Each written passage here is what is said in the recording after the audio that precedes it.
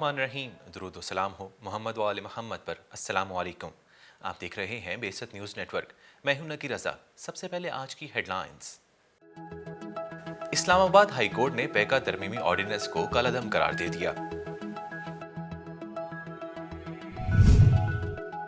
Iraqi मुकावमती force हशदुल शाबी ने कहा है कि मुकम्मल अमरीकी इनखला तक हथियार नहीं डालेंगे।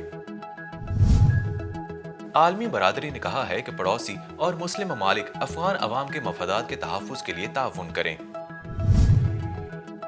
अक़वाम मुत्तहिदा ने रूस को इंसानी हकूक़ कौंसिल से मुअत्तल कर दिया। यूक्रेन में ट्रेन स्टेशन पर मिसाइल हमलों में 50 अफराद हलाक, मुतअद्दिद जख्मी हो गए। सेहूनी वज़ीर आज़म ने सिक्योरिटी एजेंसियों को ऑपरेशन की मुकम्मल आज़ादी दे दी। ईरान और कुवैत ने यमन बहरान के हल पर जोर दिया।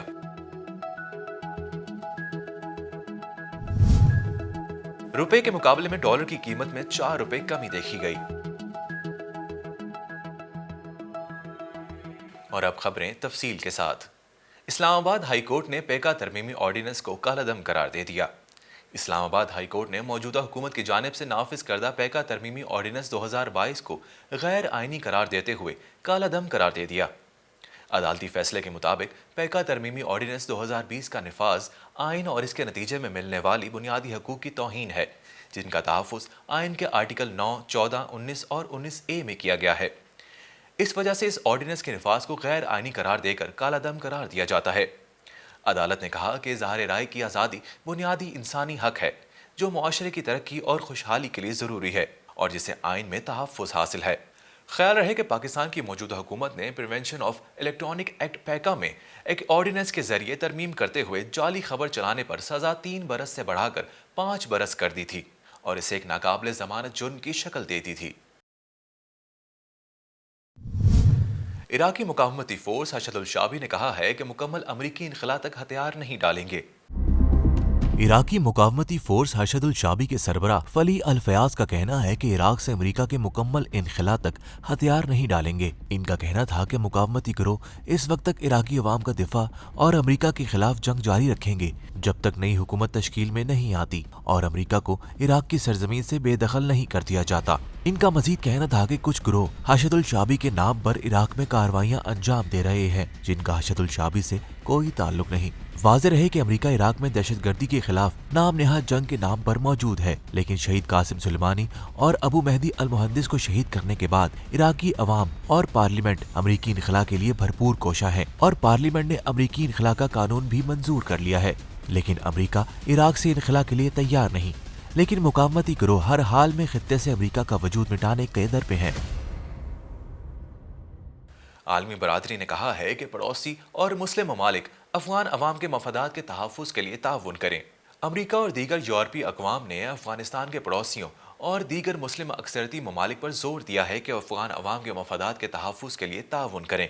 वाशिंगटन से जारी होने वाले एक मुश्तरका बयान में उन्होंने अफगानिस्तान के तालिबान हुक्मरानों पर भी जोर दिया कि वो दीगर सियासी और सिविल सोसाइटी के रहनुमाओं के साथ मुखलिसाना बातचीत जारी रखें, जो ऐसे जामे सियासी निज़ाम की तरफ ले जाए जिसमें अफगान अवाम के हुकूक का एहतराम किया जाए। दस्तखत करने वालों में यूरोपीय union, France, Germany, Italy, Norway, बरतानिया और अमरीका शामिल हैं, जिनके खसूसी एलची बराए अफगानिस्तान ने 5 अप्रैल को ब्रसल्स में मुलाकात की। वाज़ेह है अमरीका और यूरोपीय ममालिक ने अभी तक तालिबान हुकूमत को तस्लीम नहीं किया और न ही अफगान अवाम के मुंजमद असासे अफगानिस्तान को दिए हैं, जिसकी वजह से अफगान बहरान शिद्दत इख्तियार कर गया है।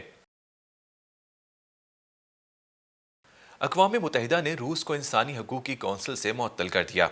अक़वाम मुत्तहिदा की जनरल असम्बली ने रूस को इंसानी हकूक़ की कौंसिल से इन इल्ज़ामात के बाद मुअत्तल कर दिया कि रूसी फ़ौजियों ने यूक्रेन में इंसानी हकूक़ की मुनज़्ज़म खिलाफ वर्जियाँ की हैं। अमरीका की पेश करदा करारदाद के हक़ में 93 वोट आए, जबकि 24 ममालिक ने मुखालफत में वोट दिया। पाकिस्तान और भारत इन 58 ममालिक में शामिल थे जो गैर हाजिर है। भारत ने यह तस्लीम करते हुए इस बहस में हिस्सा लिया कि यूक्रेन में इंसानी हकूक़ की सूरत हाल अबतर हो गई है, लेकिन वोट ना देने का फैसला किया, जबकि पाकिस्तान ने बहस में हिस्सा ही नहीं लिया। ताहम रूसी नायब सफ़ीर ने ममालिक से मुतालबा किया कि वो मगरबी ममालिक और इनके इत्तेहादियों की जानिब से इंसानी हकूक़ के मौजूदा ढांचे को तबाह करने की कोशिशों के खिलाफ वोट दें। यूक्रेन में ट्रेन स्टेशन पर मिसाइल हमलों में 50 अफराद हलाक और मुतअद्दिद जख्मी हो गए। یوکرین کے شہر کرماتورس کے ایک ٹرین اسٹیشن پر ہونے والے راکٹ حملوں میں بچوں سمیت 50 افراد ہلاک ہوئے ہیں۔ فرانسیسی خبر رساں ادارے AFP کے مطابق راکٹ حملے جمعے کی صبح اس وقت ہوئے جب سینکڑوں افراد نقل مکانی کرنے کی غرض سے ٹرین اسٹیشن پر جمع تھے۔ AFP کے مطابق ٹرین اسٹیشن پر 2 راکٹ داغے گئے تھے۔ دوسری جانب روس نے حملے میں ملوث ہونے کی تردید کی ہے اور یوکرین پر الزام عائد کیا ہے کہ اس نے جان بوجھ کر یہ حملہ کیا ہے۔ یہ حملہ ایسے وقت پر ہوا ہے جب یورپی کمیشن کی صدر ارسلا لائن اور یورپی یونین کی خارجہ پالیسی کے سربراہ جوزف بوریل دارالحکومت کیف میں موجود تھے۔ صہیونی وزیر اعظم نے سیکیورٹی ایجنسیوں کو آپریشن کی مکمل آزادی دے دی۔ غاصب صہیونی ریاست اسرائیل کے وزیر اعظم نفتالی بینٹ نے تل ابیب میں حملے کے چند گھنٹے بعد ہی ان کارروائیوں کے سدباب کے لیے سیکیورٹی ایجنسیوں کو آپریشن کے لیے مکمل آزادی دینے کا اعلان کیا ہے۔